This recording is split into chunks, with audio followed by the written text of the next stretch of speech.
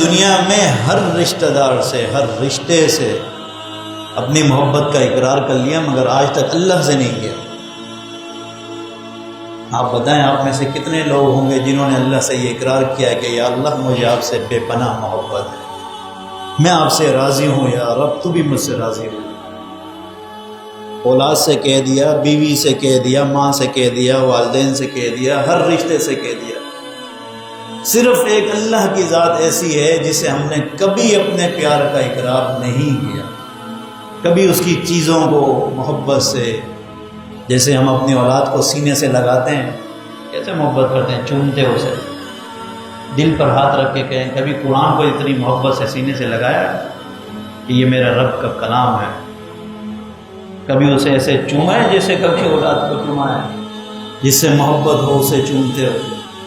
نہیں، اقرار وہ اللہ سے اقرار کرنا ہے، وہ خود سمجھ جائے گا بھائی، وہ تو سمجھتا ہے، پر تمہیں بھی تو اس نے زبان دی ہے نا کہنے کے لیے، تم بھی تو اقرار کرو۔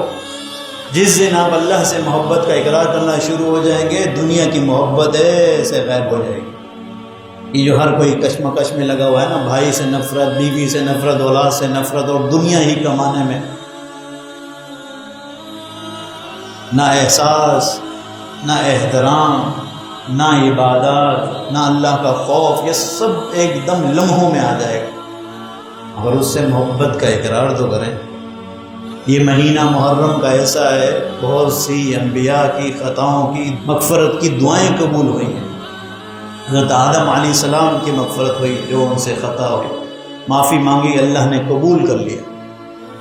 تو خدا اب جو سال گزر گیا ہے، جو ہم سے ہو گیا ہے، اب ایک تو اللہ سے اپنی محبت کا اقرار کریں، اور اللہ نے جتنی نعمتوں سے نوازا ہے اس نعمتوں کا شکر ادا کریں، اور اپنی ہاتھوں سے کیا کمائی کر کے آگے بھیج رہے ہیں وہ نامہ اعمال ہمیں ایک دن آخرت میں یوں دکھائے جائیں گے، کہیں گے پڑھو جو تم نے کیا، یہ کتابچہ ہے۔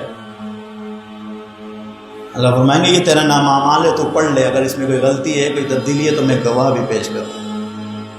تو اس کی ہم نے آج فکر پیدا کرنی ہے اپنے دل میں۔